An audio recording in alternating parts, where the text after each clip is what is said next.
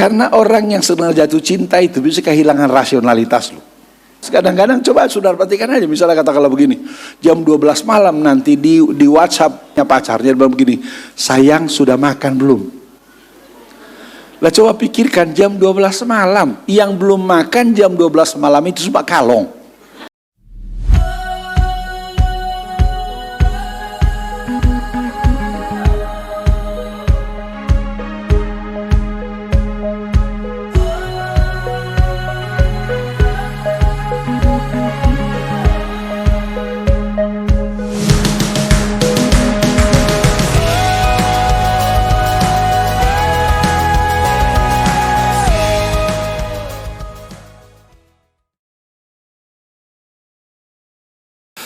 Merencanakan sesuatu adalah sebuah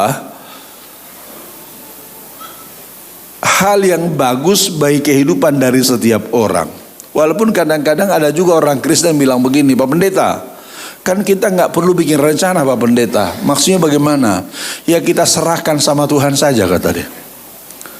Nanti bagaimana terserah Tuhan. Banyak ada istilah yang terkenal, dia bilang begini, kita Pak Pendeta mengalir sajalah. Padahal kalau dipikir-pikir mengalir itu dari mana mau ke mana, begitu kan. Itu sebabnya kalau Bapak Ibu sekalian lihat dalam Alkitab, maka Tuhan mengajar kepada kita untuk apa? Untuk membuat perencanaan dengan cermat.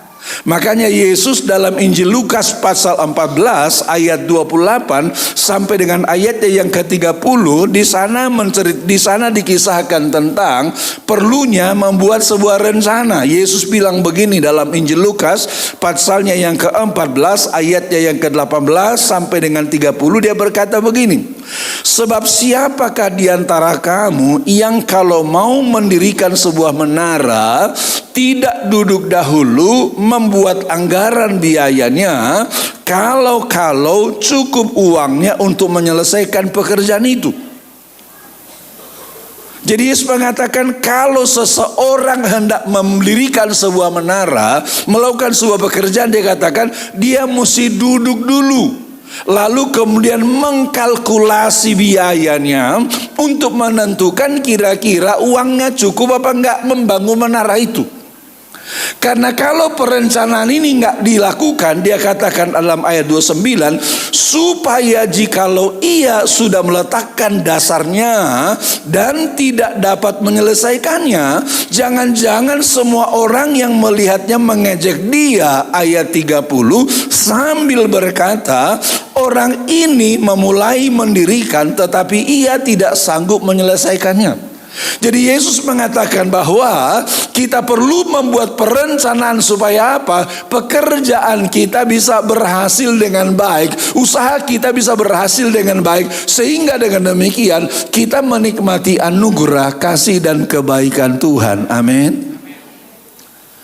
Jadi prinsipnya ialah Bapak Ibu sekalian, kita harus merencanakan hal-hal yang terbaik bagi kehidupan kita supaya apa? Supaya hidup kita makin hari makin berhasil, makin sukses, makin menikmati anugerah kasih dan kebaikan Tuhan itu.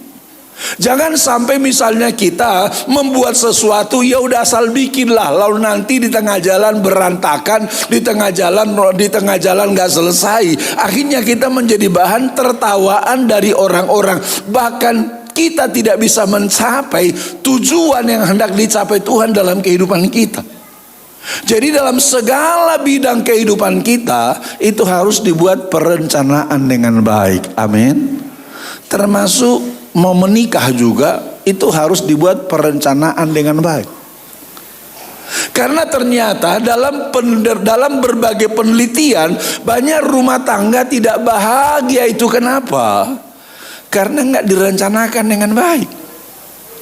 Banyak anak-anak tidak berhasil, kenapa? Nggak direncanakan dengan baik. Banyak usaha tidak berhasil, kenapa? Nggak direncanakan dengan baik.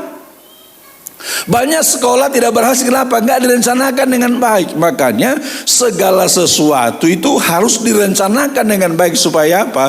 Supaya kita mencapai hasil yang maksimal dalam kehidupan kita, sehingga melalui kehidupan kita Tuhan dimuliakan dan dibesarkan. Amin.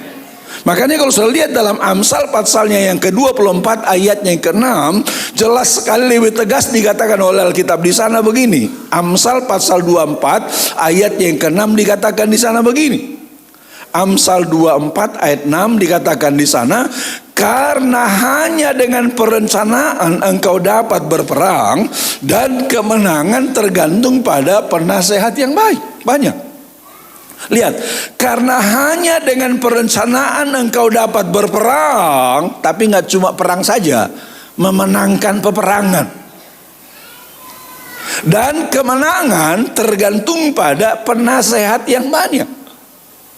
Itu sebabnya Bapak Ibu sekalian, di awal tahun semacam ini, masing-masing kita harus memikirkan betul, merencanakan betul apa-apa yang kita lakukan sehingga kita menikmati anugerah, kasih dan kebaikan Tuhan. Amin. Tepuk tangan bagi Tuhan Yesus Kristus. Jadi kalau saudara yang pengen bikin usaha, rencanakan dengan baik. Kalau saudara pengen membangun rumah tangga, rencanakan dengan baik. Kalau saudara pengen membuat sesuatu, rencanakan dengan baik. Jangan misalnya asal tembak gitu. Akibatnya apa saudara? Yang timbul adalah masalah-masalah dan persoalan-persoalan. Dan ini banyak sekali terjadi, misalnya masalah dalam rumah tangga. Kenapa? Karena nggak direncanakan dengan baik. Nggak rencanakan dengan baik. Nggak didoakan dengan baik. Akibatnya apa? Berantakan. Waktu berantakan, lalu kemudian kita berkata sama Tuhan, Tuhan bagaimana sih? Kan saya anak Tuhan, kok Tuhan biarkan gagal? Bukan Tuhan biarkan gagal, kita yang salah, tidak merencanakan dengan baik sehingga kita nggak mencapai goal dan sasaran Tuhan dalam kehidupan kita. Hanya yang Alkitab ini nasihatkan kepada kita adalah ketika engkau merencanakan sesuatu, ketika saya merencanakan sesuatu, ada hal yang menjadi catatan dikatakan di sana. Ketika kita merencanakan sesuatu, maka jangan melupakan Tuhan dalam perencanaan. Maksudnya adalah kita semuanya harus melibatkan Tuhan dalam perencanaan hidup kita. Supaya apa? Supaya kita mencapai hasil yang maksimal untuk kemuliaan nama Tuhan. Amin. Nah lihat saudara, dalam kitab Yakobus yang kita baca tadi Bapak Ibu sekalian, dikatakan di sana bahwa paling tidak ada 4 alasan kenapa kita harus melibatkan Tuhan dalam perencanaan hidup kita. Alasan yang pertama, lihat dalam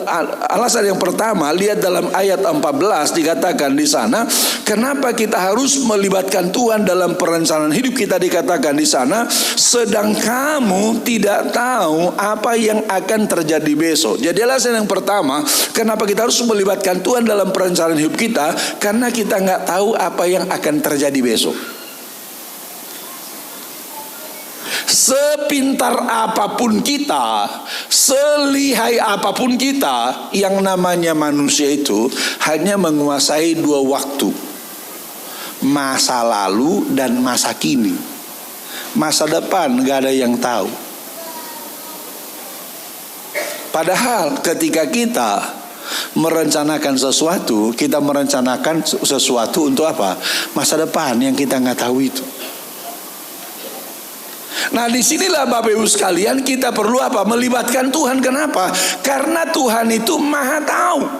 Dia tahu apa yang akan terjadi minggu depan, bulan depan, tahun depan, 5 tahun lagi, 10 tahun lagi. Sementara kita nggak tahu. Katakanlah saudara yang masih muda-muda ini, katakanlah sedang membangun hubungan dengan seseorang sekarang. Lalu engkau datang kepada orang tua dan berkata, papi, itu pacar saya itu papi, baik sekali itu papi. Berapa tahun kau mengenalnya nak? 3 tahun nak pak. Tapi kan dia baik kan cuma 3 tahun kan. Ke depan ada gak jaminan dia akan baik? Nggak ada. 5 tahun lagi nggak ada. Tapi kalau kita minta tolong Tuhan, Tuhan ini pacar saya ini kira-kira gimana Tuhan? Kalau dia teman hidup saya, Tuhan bilang begini, udah kau menikah dengan dia, karena orang ini akan baik terus sampai nanti. Tapi coba kalau saudara misalnya tidak melibatkan Tuhan, pokoknya dia udah baik 3 tahun ini. Ya dia baik 3 tahun ini. Siapa yang bisa jamin dia baik 1 tahun lagi, 2 tahun lagi, 5 tahun lagi? Nggak ada. Makanya banyak rumah tangga yang gagal itu kenapa? Karena tidak melibatkan Tuhan dalam perencanaan. Makanya saudara, saya katakan kepada saudaraku sih, orang-orang muda ini, sebelum engkau menentukan dengan siapa kau akan menikah, itu mesti doa sungguh-sungguh. Amin. Mesti doa sungguh-sungguh. Kalau ada orang yang sudah mulai rajin kirim WhatsApp gitu kan, kan orang yang PDKT kan rajin kirim WhatsApp kan, pagi-pagi sudah bangun belum gitu kan, siang-siang udah makan belum gitu. Ketika itu mulai terjadi, kita justru harus meningkatkan apa? Antena kewaspadaan. Betul, antena kewaspadaan. Kenapa? Karena orang yang sedang jatuh cinta itu bisa kehilangan rasionalitas loh. Bisa kehilangan rasionalitas. Kadang-kadang coba saudara perhatikan aja, misalnya katakanlah begini, jam 12 malam nanti di WhatsApp pacarnya bilang begini, sayang sudah makan belum? Lah coba pikirkan, jam 12 malam, yang belum makan jam 12 malam itu cuma kalong. Tapi kan pacarnya kasih apa? Oh belum sayang katanya kayak gitu kan. Ini orang atau kalong kan gitu. Jadi makanya saudara, jadi ketika ada orang mulai PDKT begitu, justru apa? Justru antena kewaspadaan itu mesti ditingkatkan. Doa sama Tuhan, Tuhan ini yang rajin WhatsApp ini tulang rusuk atau tulang rusak, begitu. Ini yang rajin WhatsApp ini tulang rusuk atau tulang busuk gitu kan. B3 kata orang Jakarta, beda-beda tipis. Kan gitu kan, antara rusuk dan rusak kan beda tipis kan. Antara rusuk dan busuk kan beda-beda tipis. Tapi kalau salah memilih, akibatnya apa? Penderitaan setengah umur saudara. Padahal kalau kita baca Alkitab kan Tuhan menciptakan pernikahan buat apa sih? Ayo, Tuhan menciptakan pernikahan kan untuk kebahagiaan manusia kan. Saudara ingat ketika Tuhan ciptakan Adam, Tuhan tempatkan di Taman Eden. Tuhan lihat dari atas sana Adam itu, dia lihat jalan sendiri, metik pohon sendiri, jalan sendiri. Tuhan bilang begini, setelah Tuhan lihat dari atas gini, dia bilang begini, tidak baik kalau manusia itu seorang diri saja. Aku akan menjadikan penolong baginya yang sepadan dengan dia. Kenapa saudara? Karena tujuan Tuhan adalah supaya Adam itu berbahagia. Tapi pertanyaannya adalah, betulkah semua rumah tangga itu setelah berumah tangga berbahagia? Enggak.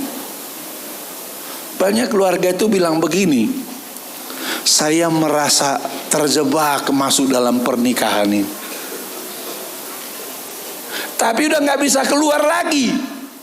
Kan gitu kan? Karena Alkitab katakan apa yang dipersatukan Tuhan tidak bisa dipisahkan oleh apapun kecuali oleh maut. Ibu bilang begini, Pak Pendeta, tapi kan tidak mungkin Pak. Saya bilang sama Tuhan, Tuhan tolong ambil saja suami saya itu. Ya Tuhan juga tidak mau jawab doa yang seperti itu kan. Tuhan ambil saja istri saya itu. Kenapa? Udah gak tahan lagi. Tuhan juga gak pernah dengar doa yang seperti itu. Makanya sebelum kita mengambil keputusan, mesti apa? Mesti rencanakan dengan baik. Dan dalam perencanaan harus apa? Libatkan Tuhan, sehingga Tuhan menuntun engkau, sehingga engkau menikmati anugerah, kasih dan kebaikan Tuhan. Amin. Tepuk tangan bagi Tuhan Yesus Kristus. Buka telinga selebar-lebarnya, buka hati seluas-luasnya. Supaya apa? Supaya Tuhan berbicara kepada kita, menuntun kita dan membimbing kita. Jangan kita udah putuskan sendiri misalnya, lalu kita katakan, Tuhan pokoknya ini yang saya mau Tuhan. Kadang-kadang kita gitu, walaupun berdoa tapi sebetulnya kita memaksakan kehendak kepada Tuhan. Kalau kita paksakan kehendak sama Tuhan, menurut saudara, Tuhan bisa kabulkan enggak? Kadang-kadang bisa. Kita maksakan kehendak sama Tuhan, walaupun Tuhan enggak mau sebetulnya, kadang-kadang Tuhan bisa kabulkan. Tapi dia bilang begini, oke, saya setuju apa yang kau minta itu, tapi resiko tanggung sendiri, begitu. Saudara ingat enggak kasus orang Israel minta raja pada zaman Samuel? Zaman Samuel ke sana itu, ke belakang itu, orang Israel itu nggak punya raja. Raja mereka Tuhan. Samuel dan lain-lain itu hakim. Wakilnya Tuhan memimpin mereka. Tapi ketika bangsa-bangsa lain di sekitar Israel itu sudah punya raja, mereka datang sama Samuel dan bilang begini, Samuel, kami pengen seperti bangsa-bangsa lain, punya raja. Samuel awalnya merasa sedih, mungkin Samuel berpikir, jangan-jangan mereka ini menolak saya, kata Samuel dalam hati. Maka dia datang sama Tuhan dan dengan sedih berkata, Tuhan, bangsa ini menolak saya Tuhan, mereka minta raja Tuhan. Tuhan bilang, Samuel, mereka nggak menolak kau, mereka nolak saya. Tuhan bilang sama Samuel, bilang sama mereka nggak boleh punya raja karena raja mereka adalah saya, kata Tuhan. Udah Samuel bilang, saudara kita nggak boleh punya raja karena Tuhan kita adalah Tuhan adalah raja kita. Setelah Samuel ngomong begitu, terjadi demo nasional. Jadi demo itu bukan baru ada sekarang. Demo zaman dulu juga sudah ada, sudah zaman Samuel. Demonya itu tuntutannya satu, mereka bilang begini, Samuel, kalau kau tidak lantik raja bagi kami akan lantik sendiri. Itu tuntutan mereka. Kembali Samuel datang sama Tuhan dan berkata, Tuhan ini umatmu ini bandel Tuhan. Mereka bilang kalau saya nggak lantik raja bagi mereka akan lantik sendiri. Lalu Samuel bilang begini, baik Samuel, bilang kepada mereka, saya akan lantik raja bagi mereka, tapi resiko tanggung sendiri. Makanya kenapa ada rumah tangga nggak bahagia padahal diberkati di gereja, ikut konseling pranikah. Ayo kenapa coba? Pernikahan diberkati di gereja. Sebelum diberkati, konseling pranikah. Tapi setahun kemudian ribut dan langsung kemudian pisah. Kenapa coba? Atau suaminya ditabokin. Istrinya ditabokin. Ternyata sekarang itu yang KDRT bukan cuma laki-laki saja sama perempuan, bukan. Ada juga perempuan yang KDRT terhadap suaminya. Ada seorang hamba Tuhan, Bapak Ibu sekalian, ini hamba Tuhan ini. Hamba Tuhan, dia bilang begini, Pak Pendeta, saya udah gak tahan lagi sama istri saya itu, saya mau cerai saja. Loh, kan gak boleh. Alkitab bilang apa yang dipersatukan Tuhan gak bisa dipisahkan oleh apapun kecuali maut. Tapi saya Pak Pendeta gak tahan lagi Pak. Gimana sih kau laki-laki kau gak tahan? Dia bilang begini, Pak Pendeta tahu gak? Itu istri saya dan 3 kata dia. Kalau dia lagi marah Pak, kata dia, ditendang ya saya sampai KO, kata dia. Jadi sekarang itu yang KDRT ternyata bukan cuma laki-laki sama perempuan. Perempuan sama laki-laki juga. Tapi sekarang pertanyaannya adalah kenapa bisa begitu? Menurut saya pasti ada yang salah pada awalnya. Waktu dia berdoa, Tuhan, misalnya katakanlah saya lagi naksir si Anu nih. Tuhan bilang begini, anakku kau jangan sama dia, kau gak cocok sama dia itu. Tapi kita kadang-kadang masakan dia dan berkata, Tuhan, tapi gua naksir berat sama dia itu Tuhan. Tuhan bilang jangan. Kita kadang-kadang kan bandel kan, enggak Tuhan. Tuhan setuju atau enggak setuju saya milih dia Tuhan. Tuhan bilang begini, oke, silahkan kau menikah dengan dia, tapi resiko tanggung. Yang gak tahan itu nanggung resikonya itu. Makanya mulai sekarang sebelum kita memutuskan apapun, tanya kepada Tuhan dulu. Amin. Tepuk tangan bagi Tuhan Yesus Kristus. Itu yang pertama. Jadi kenapa kita harus melibatkan Tuhan dalam perencanaan hidup kita? Alkitab mengatakan karena kita tidak tahu apa yang akan terjadi besok. Itu yang pertama. Alasan yang kedua, kenapa kita harus melibatkan Tuhan dalam perencanaan hidup kita? Masih ayat 14 dikatakan di sana, karena hidup kita itu cuma seperti uap saja disebutkan di sana. Apakah arti hidupmu? Hidupmu itu sama seperti uap yang sebentar saja kelihatan lalu lenyap. Alasan yang kedua kenapa kita harus melibatkan Tuhan dalam perencanaan hidup kita, karena hidup manusia itu ternyata cuma sebentar seperti uap. Buat apa kita merencanakan rencana yang luar biasa, tapi kalau kita nggak bisa kerjakan karena jatah hidup kita udah habis. Seperti uap yang sebentar saja kelihatan lalu lenyap. Saudara mungkin berkata begini, Pak Pendeta, saya ini baru 30 tahun Pak. Masih lama Pak matinya Pak. Saya mau bilang kepada saudara, syarat untuk mati itu gak mesti tua. Betul? Syarat untuk mati itu gak mesti tua. Buat apa kita rencanakan sesuatu yang hebat kalau ternyata kita gak bisa mengerjakannya? Alkitab berkata kita harus melibatkan Tuhan dalam perencanaan hidup kita. Kenapa? Karena hidup kita cuma seperti uap yang sebentar kelihatan lalu lenyap. Pak Pendeta, mungkin sudah berkata, Pak Pendeta, saya ini sehat-sehat Pak, pasti panjang umur Pak. Saya mau bilang kepada saudara, syarat untuk mati itu gak mesti sakit. Kan banyak orang kan yang kita kenal, kemarin masih sehat-sehat, kita ngobrol sama dia, kita dengar mati orang itu. Kenapa mati? Alkitab bilang cuma seperti uap. Daud bilang kepada sahabatnya Yonatan, jarak antara hidup dan mati cuma berapa jauh saudara? Cuma selangkah saja. Jarak antara hidup dan mati itu bukan 10 meter.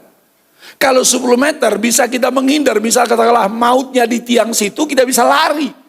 Persoalannya kita bilang jarak antara hidup dan mati cuma selangkah saja. Maksudnya apa? Salah melangkah selangkah saja bisa berarti apa? Maut. Saya kira kita orang yang tinggal di kota besar paham betul itu. Kadang-kadang di jalan raya itu kita lihat ada orang yang naik sepeda motor kan gitu kan saudara. Naik sepeda motor tiba-tiba dikelindas truk mati. Kemarin saya baru pulang dari Bangkok Bapak Ibu sekalian. Kita lagi jalan-jalan di sebelah perapatan saudara. Tiba-tiba ada motor ditumpangi oleh 2 orang. Kita lagi jalan di sini. Tiba-tiba krak gitu. Tahu-tahu ada truk nabrak, mati orangnya di tengah jalan itu. Alkitab bilang apa? Cuma selangkah jarak antara hidup dan mati. Makanya perlu melibatkan Tuhan. Kenapa? Karena kalau kita libatkan Tuhan dalam hidup kita, dari mulut maut sekalipun Tuhan sanggup menyelamatkan kita. Amin. Tepuk tangan bagi Tuhan Yesus. Dari mulut maut sekalipun Tuhan sanggup menyelamatkan kita. Dari mulut maut. Kalau saya boleh bersaksi kepada saudara, dalam sejarah hidup saya ini mestinya udah mati 3 kali saudara. Tapi gak mati. Bukan karena Superman, bukan.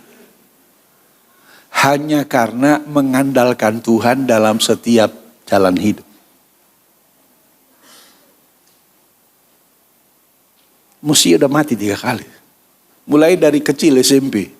Saya di orang kampung saudara. Di Tapanuli Utara situ. Kampung saya di sana. Jadi zaman kita kecil dulu tuh kalau masak kan tidak pakai kompor minyak, kompor gas seperti sekarang. Enggak. Zaman kita kecil dulu tuh masak itu pakai kayu bakar. Jadi waktu saya SMP kelas 2 dulu. Setelah selesai sekolah itu saya pergi ke hutan cari kayu bakar. Waktu saya pergi ke hutan cari kayu bakar itu, saya melewati sebuah sungai, sejembatan. Pas dekat jembatan itu ada sebuah pohon yang terkenal bagus untuk kayu bakar. Begitu saya lihat pohon itu, pikiran saya cuma satu begini.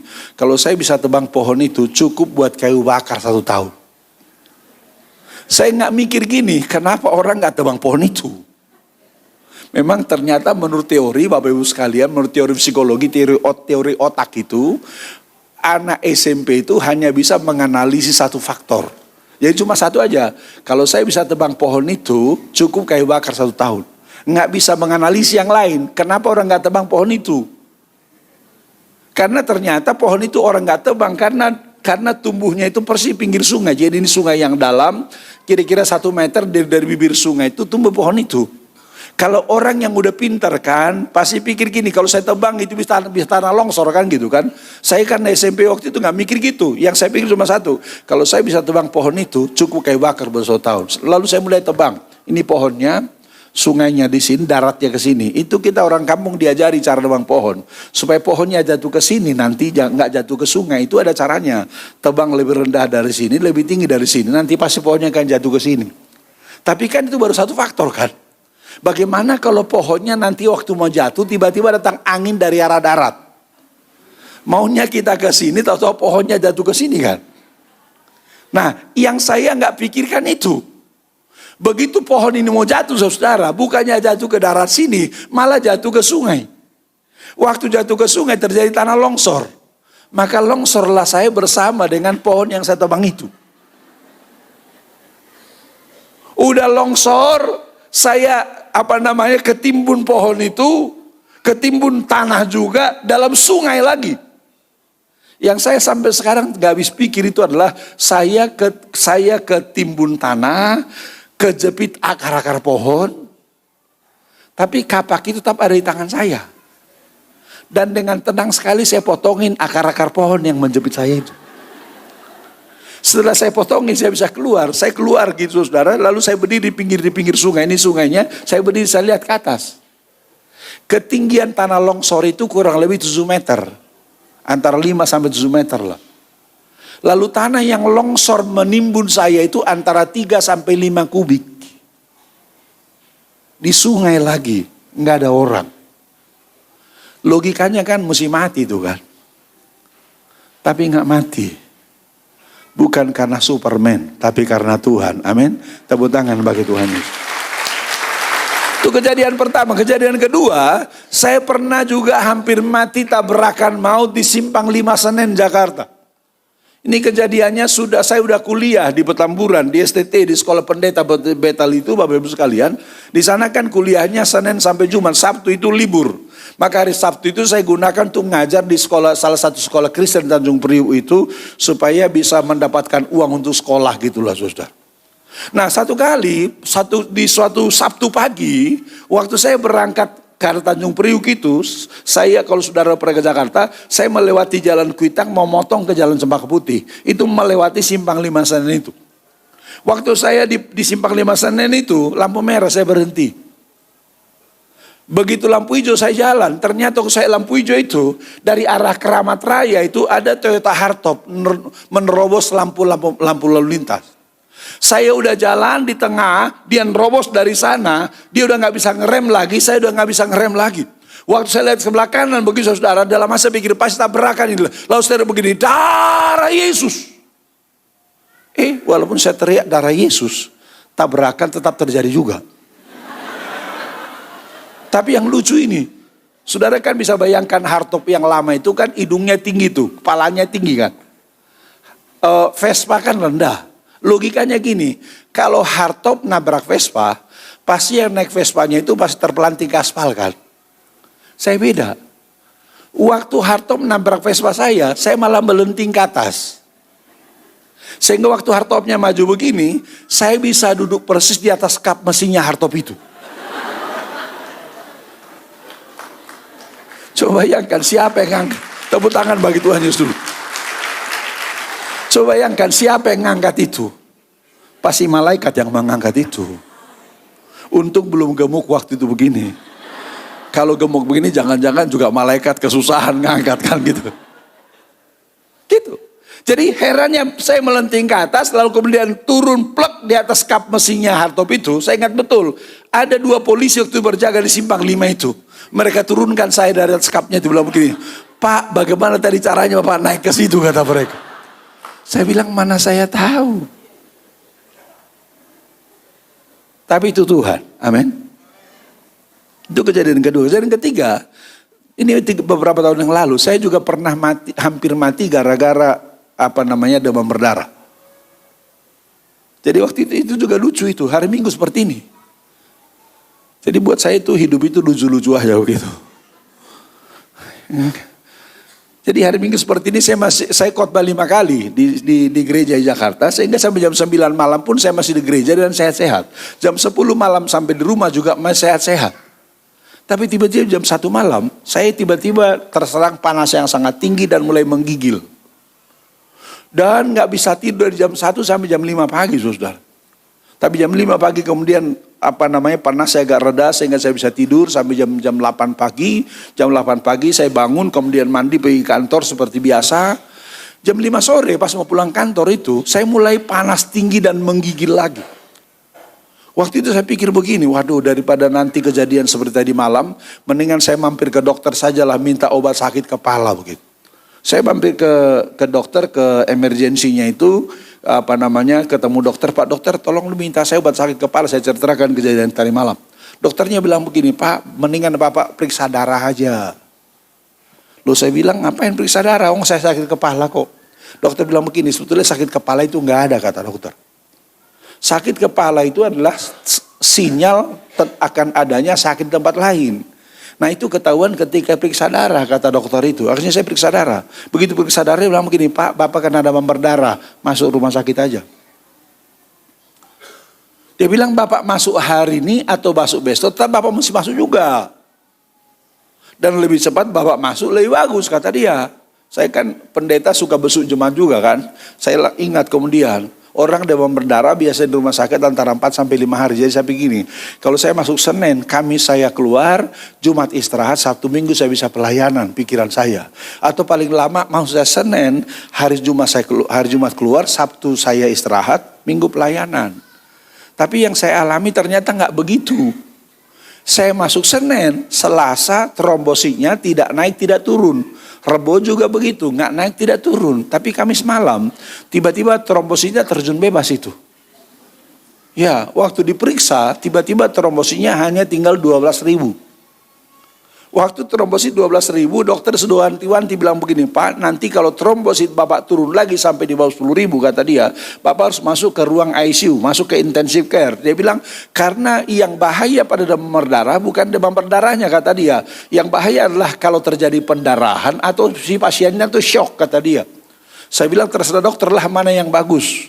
2 jam kemudian diperiksa darah betul, trombositnya turun jadi 8.000. Jadi dokter sudah langsung bawa tempat tidur dorong untuk membawa saya ke ruang intensive care gitu. Waktu mau dibawa ke sana, saya tahu kan di ICU itu sepi. Saya bawa handphone gitu saudara. Pikirkan kalau sepi kan bisa kita SMS teman gitu. Heran juga ya udah sakit masih mikir begitu gitu. 2 jam kemudian waktu periksa darah lagi saudara, trombos saya turun lagi menjadi hanya tinggal 3.000. Waktu trombos saya 3.000 itu, saya SMS kawan-kawan pendeta. Di Jakarta itu kita punya namanya SMS Center. Kalau di SMS ke situ nanti didistribusikan SMS-nya ke seluruh pendeta. Saya katakan teman-teman, saya lagi di rumah sakit ini. Demam berdarah, trombosnya tinggal 3.000. Teman-teman di luar tuh heboh. Mereka bilang pasti salah ini SMS ini kata mereka. Mana ada orang bisa SMS waktu trombositnya tinggal 3.000 kata mereka. Ini paling nolnya kurang 1 kali 30.000 kali kata mereka. Gitu saudara. Tapi memang betul itu tinggal 3.000. Rupanya trombosit tinggal 3.000 masih capek mikir dan capek SMS. Turun lagi trombositnya tinggal 2.000 saudara. Nah waktu trombositnya 2.000 itu menurut saya mestinya mati waktu itu. Kenapa saya katakan demikian? Karena waktu trombositnya 2.000 itu roh saya udah keluar dari tubuh saya. Kan mati adalah roh keluar dari tubuh. Waktu roh saya keluar dari tubuh saya itu, nah roh yang keluar dari tubuh saya itu melihat tubuh saya yang terbaring di ruang ICU itu. Waktu saya lihat itu, saya baru sadar saya udah parah ternyata. Saya lihat kakak saya menangis, istri saya menangis, dokter panik, perawat panik. Lalu saya dengan tenang sekali bilang begini, Tuhan, kalau memang saya sudah parah, Tuhan panggil pulang, panggil aja gak apa-apa begitu. Tapi rupanya kalau orang mau mati itu, ada tarik menarik antara hidup dan mati. Waktu saya bilang, Tuhan kalau memang saya sudah parah, kalau mau panggil pulang, panggil aja gak apa-apa gitu. Tiba-tiba ada suara begini, anakmu kan masih kecil-kecil, siapa yang pelihara mereka begitu.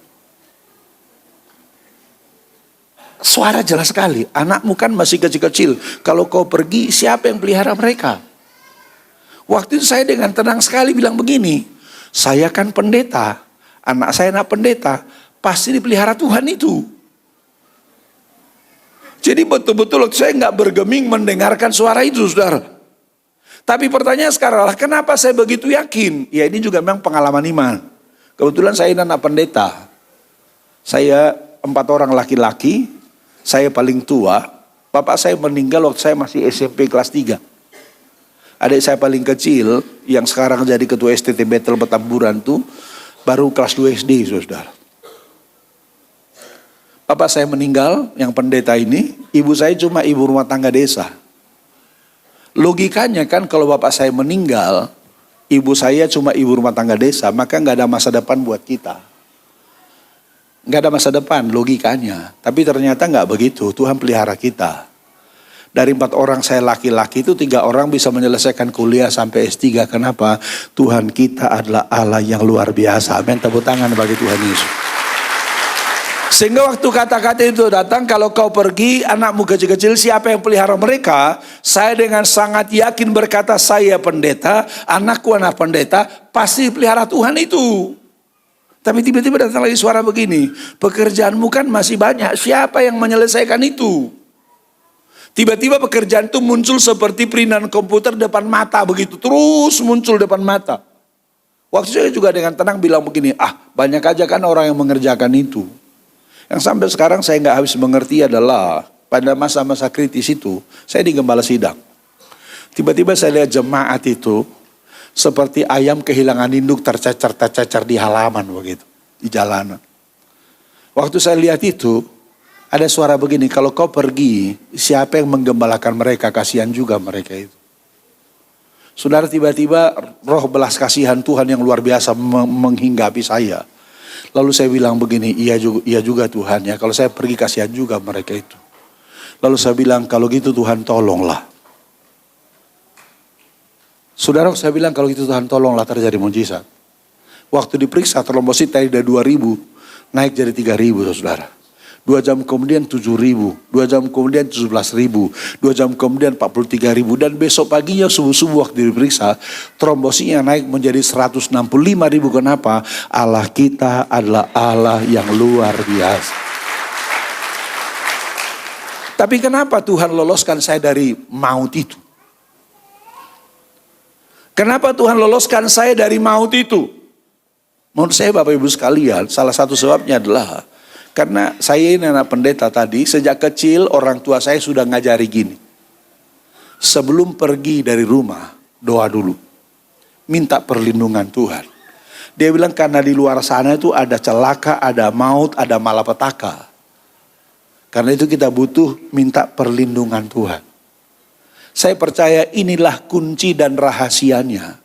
Kenapa Tuhan loloskan dari maut? Kenapa? Karena melibatkan Tuhan dalam seluruh hidup kita. Amin. Tepuk tangan bagi Tuhan Yesus.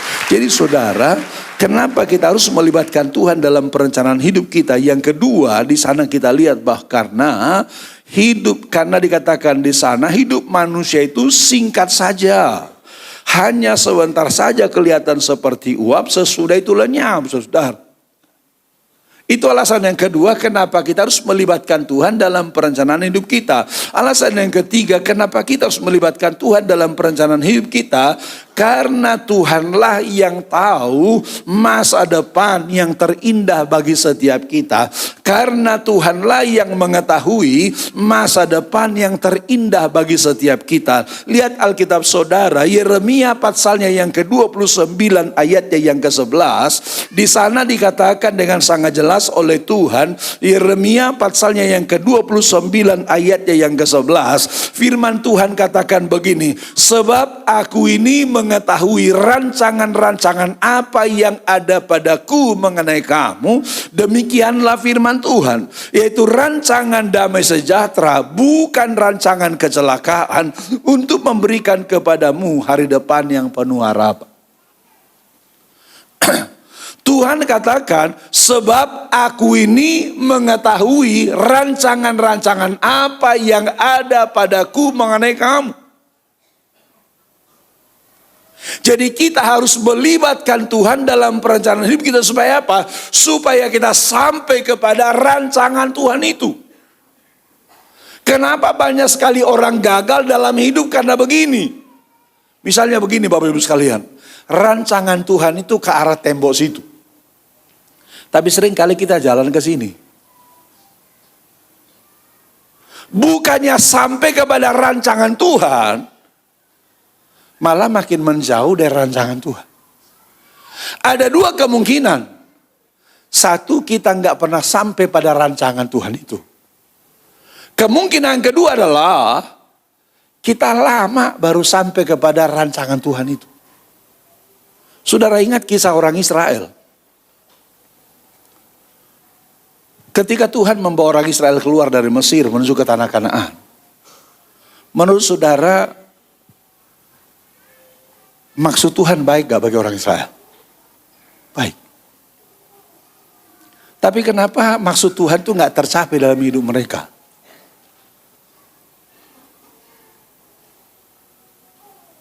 Kenapa tujuan Tuhan gak tercapai dalam hidup mereka? Kenapa mereka tidak sampai ke tanah Kanaan yang Tuhan siapkan itu? Saudara tahu, semua orang yang keluar dari Mesir itu mati di tengah jalan. Kecuali 2 orang, Yosua dan Kaleb. Termasuk Musa juga mati di jalan. Apakah Tuhan gagal? Bukan. Persoalannya kenapa saudara mereka tidak sampai kepada rancangan Tuhan itu? Karena dalam perjalanan itu seringkali mereka bersungut-sungut. Jadi misalnya saya katakan tadi, kalau misalnya dari sini rancangan Tuhan ke tembok itu, mungkin kalau kita langsung jalan ke sana paling 10 langkah. Tapi dalam perjalanan saudara, setiap kali mereka bersungut-sungut Tuhan putar jalannya. Bersungut lagi Tuhan putar jalannya. Bersungut lagi Tuhan putar jalannya. Jadi saudara bayangkan, mestinya dari sini ke tembok itu hanya 10 langkah. Tapi mereka mesti mutar ke sana, mutar ke tembok situ, mutar ke halaman, mutar ke jalan raya sana. Gak nyampe-nyampe saudara. Kenapa sih? Hanya satu penyebabnya. Mereka tidak mau diatur oleh Tuhan. Mereka tidak mau dituntun oleh Tuhan. Mereka memberontak kepada Tuhan. Hal yang sama juga seringkali terjadi dalam hidup kita saudara. Kenapa kita belum sampai kepada rancangan yang terindah dari Tuhan, yaitu masa depan yang penuh harapan itu? Karena kita seringkali tidak taat kepada Tuhan. Karena kita seringkali gak mau dengar-dengaran kepada Tuhan. Makanya hari ini saudara, libatkan Tuhan dalam perencanaan hidup kita. Amin. Tepuk tangan bagi Tuhan Yesus. Coba evaluasi hidup saudara. Coba perhatikan hidup saudara. Kenapa selama ini saudara tidak mencapai goal dan sasaran Tuhan itu? Kemungkinan terbesarnya adalah kita gak mau berjalan dalam kehendak Tuhan. Kita gak mau berjalan dalam kehendak Tuhan. Akibatnya apa? Gagal lagi, gagal lagi, gagal lagi, gagal lagi. Makanya tahun 2000 semuanya berjalan dalam kehendak Tuhan. Amin. Itu yang ketiga saudara. Nah yang keempat, kenapa kita harus melibatkan Tuhan dalam perencanaan hidup kita? Ternyata kalau sudah lihat ayat 16 dalam Yakobus pasal yang keempat tadi, ketika kita tidak melibatkan Tuhan dalam perencanaan hidup kita, lihat ayat 16 sudah dikatakan di sana. Ternyata itu merupakan kecongkakan yang salah di hadapan Tuhan, disebutkan di sana. Tetapi sekarang kamu memegahkan diri dalam congkakmu. Dan semua kemegahan yang demikian adalah salah. Siapa yang dimasukkan congkak di sini? Yang dimasukkan adalah orang yang diceritakan dalam kisah ini. Orang yang berkata begini. Jadi sekarang hai kamu yang berkata, hari ini atau besok kami berangkat ke kota Anu, dan di sana kami akan tinggal setahun dan berdagang serta mendapat untung.